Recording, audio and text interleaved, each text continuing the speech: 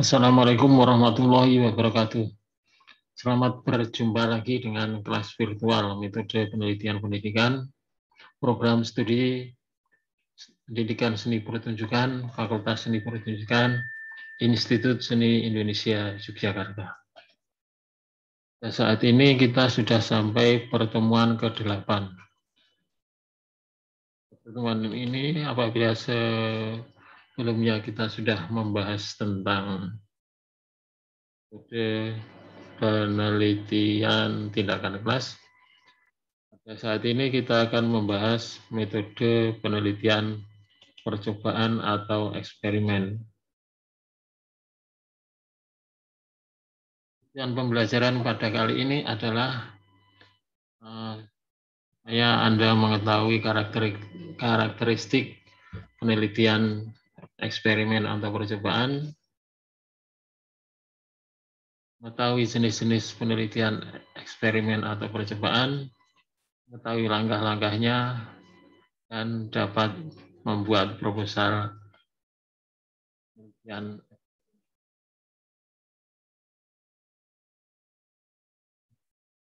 Metode eksperimen itu ada 3. Yang pertama desain pra-eksperimen, yang kedua desain through eksperimen, yang ketiga adalah desain kuasi-eksperimen. Bedanya apa dengan penelitian sebelumnya? Kalau pada penelitian eksperimen ini adalah penelitian yang dilakukan untuk sama memperbaiki proses pembelajaran, akan tetapi di sini mengeterapkan suatu perlakuan atau pemberian treatment. Misalnya saja seperti yang sudah kita bahas sebelumnya tentang penerapan metode jigsaw di dalam pembelajaran. Nah, metode jigsaw diberikan digunakan untuk pembelajaran itu, terus kemudian dilihat apakah itu memperbaiki proses pembelajaran atau tidak. Nah, itu yang disebut penelitian eksperimen. Kalau sebelumnya memang itu juga dilihat, akan tetapi perbedaannya dengan PTK adalah kalau eksperimen ini tidak ada refleksi, tidak ada kegiatan reflektif, dan tidak ada siklus, semuanya langsung diberikan begitu saja ya. Karena itu perbedaannya itu. Jadi kalau penelitian eksperimen ini diberi perlakuan, nanti dilihat. Nah itu. Nah di sini ada 3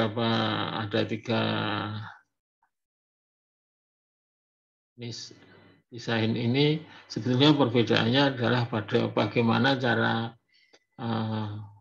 memberi treatment, terus kemudian bagaimana cara mengukurnya, itu di sini yang berbeda. Kalau penelitian PTK kan diberi perlakuan, terus kemudian evaluasi apakah ini sudah memperbaiki atau belum. Apabila belum, diulangi lagi. Apabila sudah, ganti yang lain, karena ganti siklus selanjutnya. Itu perbedaannya. Kalau ini langsung diberi saja, nanti dilihat di akhir perlakuan atau percobaan. Nah, metode pra-eksperimen itu apa? Ini sebetulnya belum disebut sebagai desain eksperimen karena adanya banyak hambatan untuk memperoleh hasil yang memadai. Ini tetap ada, dan ini mungkin yang paling sederhana ya, dan banyak digunakan oleh teman.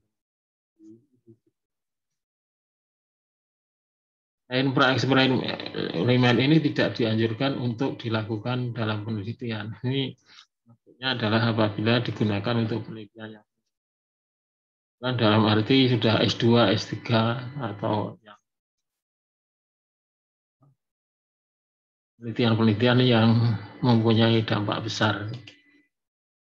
Desain yang dilakukan dengan jalan memberikan perlakuan kepada subjek tanpa adanya kelompok kontrol, atau jika ada kelompok kontrol tidak dilakukan pengendalian variabel ekstra yang secara signifikan berubah.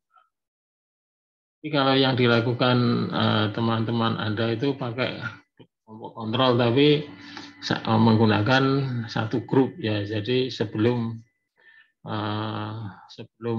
diberi perlakuan itu diukur kemampuannya, terus kemudian setelah itu diukur kemampuannya.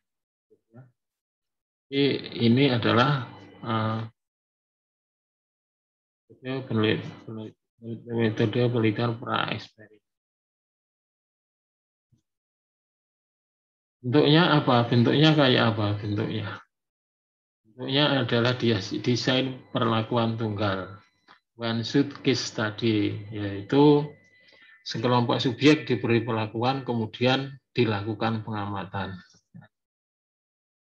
Ini artinya non-R, artinya non-random.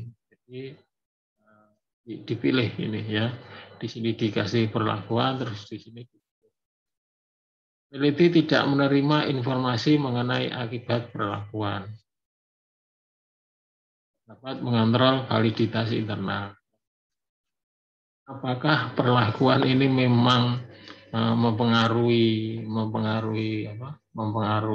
perilaku, memperbaiki pelajaran atau enggak, itu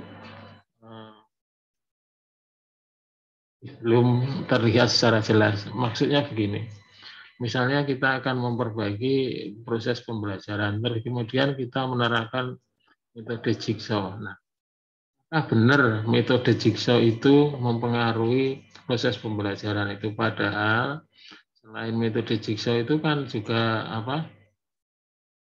mata pelajaran yang lain juga memberikan bermacam-macam strategi. Nah, itu tidak dipertimbangkan. Nah, validitas.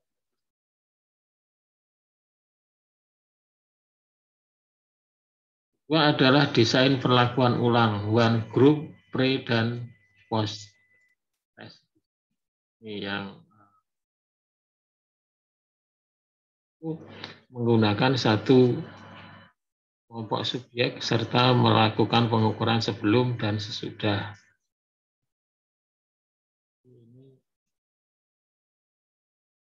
Dan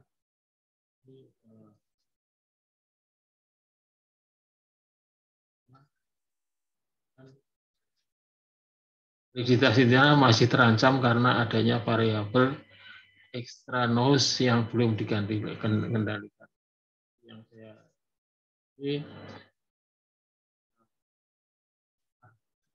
benar-benar perlakuan itu yang bisa mempengaruhi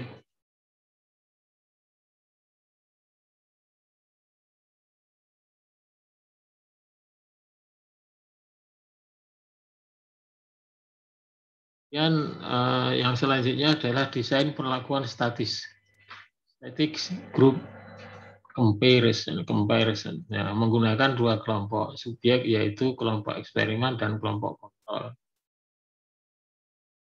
Dan kelompok tidak dilakukan dengan random sama tadi. Perlakuan diukur dengan adanya perbedaan hasil antara dua kelompok ya. Jadi yang ini kelompok yang perlakuan karena di sini dikasih perlakuan, dan yang ini nah ini hasilnya di sini setelah selesai diukur apakah ada perbedaan atau enggak. Kalau ada, misalnya di sini lebih baik, nah ini berarti ada pengaruh itu.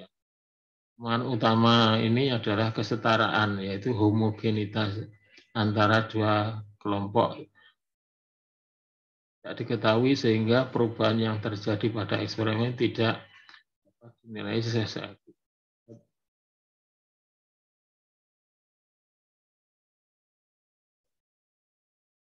Biasnya itu masih belum terjadi. Teman dari desain pra-eksperimen ini adalah tidak ada kelompok kontrol atau kelompok kontrol ada tapi kurang dikontrol secara melakukan pengandalian ini terhadap ranus variabel. Rigiditas penelitian tidak terpenuhi. Yang selanjutnya adalah metode eksperimen kuasi. Eksperimen itu biasanya disebut. Eksperimen yang dilakukan tanpa randomisasi, tapi menggunakan kelompok kontrol. Ini adalah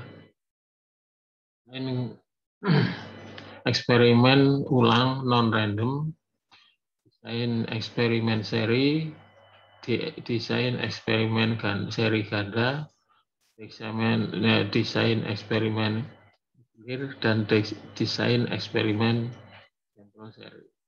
Ini Anda bisa membayangkan mestinya ya. Jadi ini menggunakan kelompok kontrol, akan tetapi di dalam ini misalnya ulang non random ya. Jadi di pemberian perlakuannya diulang tapi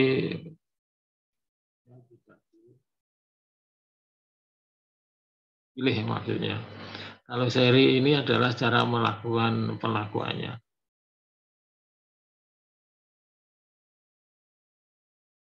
Ini yang pertama adalah desain eksperimen ulang non-random, non-randomized pre-test, post-test control group design. Nah, jadi pengelompoknya tidak menggunakan random, yang dites adalah sebelum dan sesudah. Nah,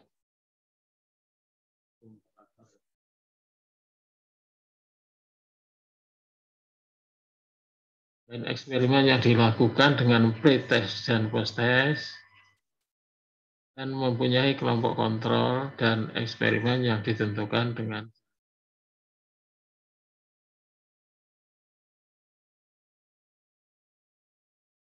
ini adalah apa?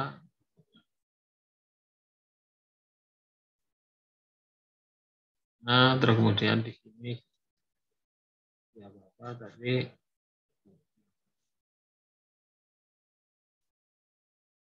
ini adalah desain eksperimen seri equivalent time sample.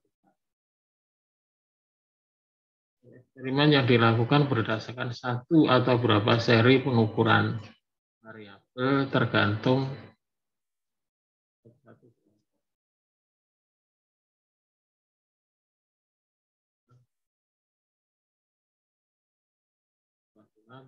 ini diukur-ukur terus ini diukur lagi. Di kelompok eksperimen juga sebagai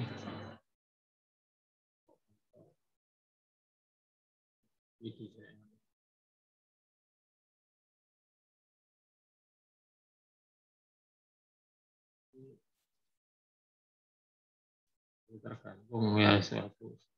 Jadi ini ada pengetahuan.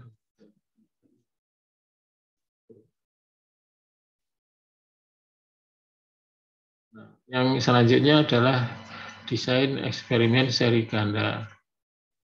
Pengembangan dari eksperimen seri tadi ya. Ini bahwa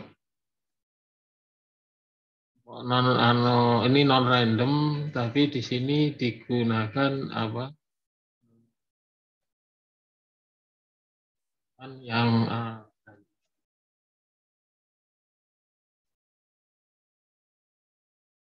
dan ini cukup adekuat karena mengendalikan validitas internal kecuali interaksi uji awal dengan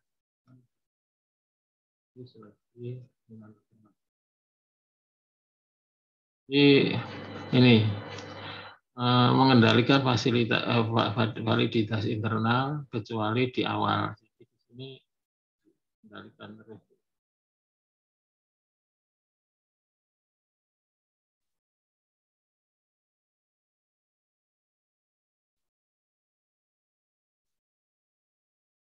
Eksperimen bergulir.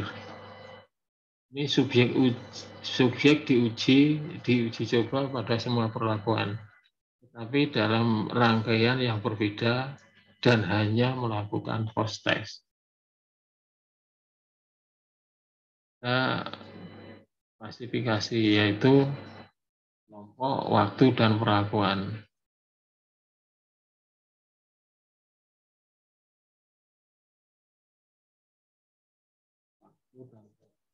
Jadi, berbeda perlakuan. Perbedaannya di kelompok maupun waktu maupun perlakuan. Semuanya pencemaran dari perlakuan yang lain.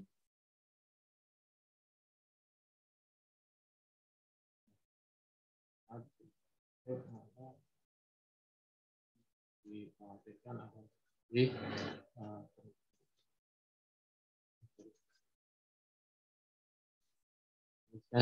analisanya statistik membandingkan skor perlakuan pertama dengan skor perlakuan kedua. Jadi ini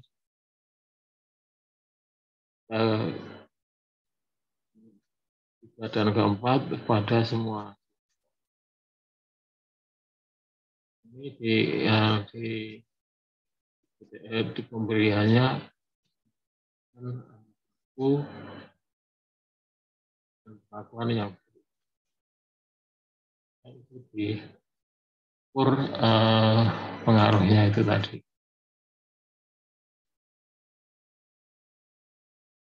Selanjutnya adalah desain eksperimen sampel seri. Desain dengan memberikan perlakuan pada subjek secara tidak terus menerus. Desain ini berusaha menghilangkan pengaruh luar selama seri pengukuran dengan cara melakukan pengukuran dalam waktu yang berurutan setelah diberikan. Jadi, diberikan terus kemudian ini dites, diberikan dites, ini diberikan dites. Supaya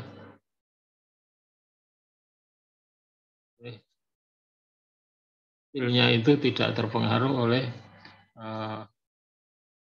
lingkungan atau yang seperti yang sudah saya sampaikan, misalnya guru yang lain juga menggunakan meningkatkan proses pembelajaran, kualitas pembelajarannya, khawatirkan nanti berpengaruh di situ. Akan tetapi ini tidak, karena diharapkan tidak, karena setelah diberi terus langsung diukur, diberi langsung diukur, diberi langsung diukur. Jadi tidak sempat terkena oleh pengaruhnya.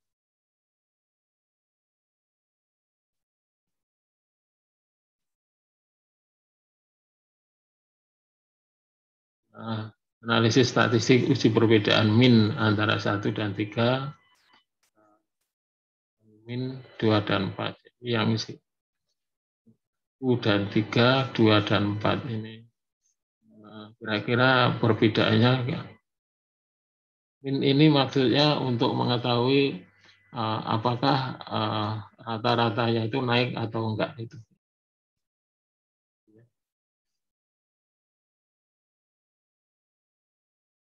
Desain eksperimen murni. Nah, ini desain yang paling ideal untuk mempelajari hubungan kausalitas. Berinvaliditas dapat dikontrol. Ciri khasnya adalah pengelompokan subjek dengan cara random.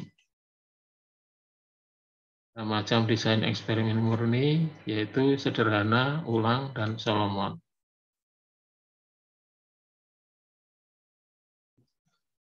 Desain eksperimen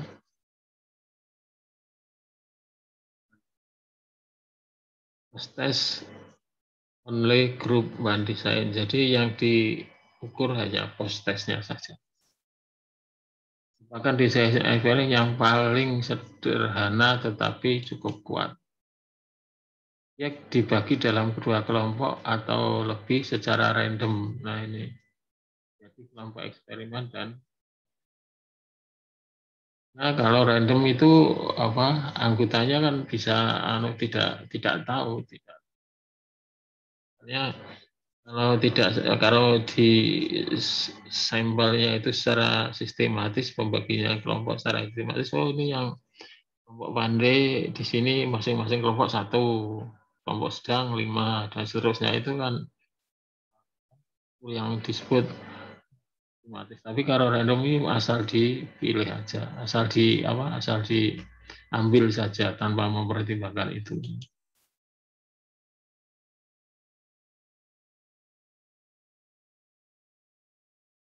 Ini terus kemudian hasilnya ini dan ini dibandingkan menggunakan UJT. Nanti akan kita bahas statistik ini di dalam analisis data kuantitatif.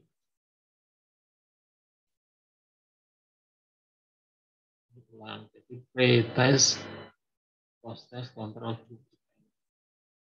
Bukan pengukuran sebelum dan sesudah bantuan diberikan.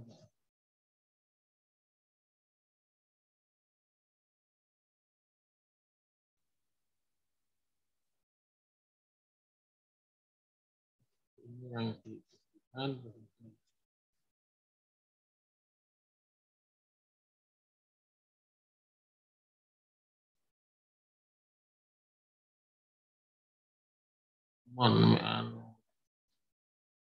Eksperimen Solomon adalah Solomon for group design ya. Bagi subjek menjadi 4 kelompok secara random. Random ini selalu penting.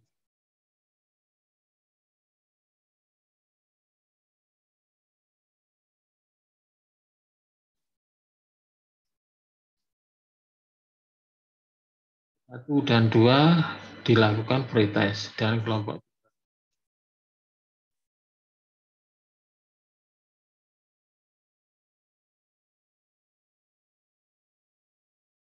lain yang paling unggul untuk mendapatkan validitas tetapi kurang praktis ya.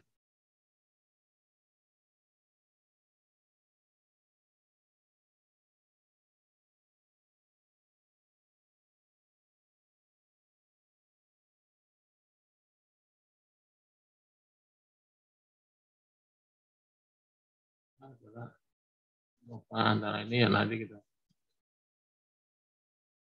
Pemilihan metode eksperimen ini apa? Desainnya tergantung pada jumlah anggota yang sampel yang tingkat validitas yang kita dan alat yang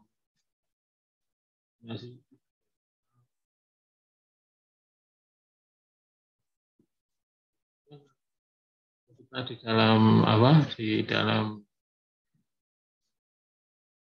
penelitian itu di dalam pemilu misalnya itu kan ada yang mengatakan ini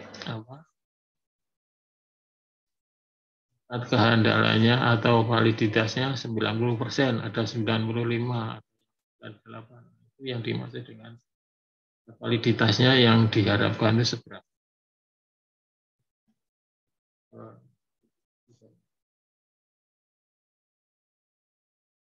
Itu saya pikir yang bisa saya sampaikan ini mempelajari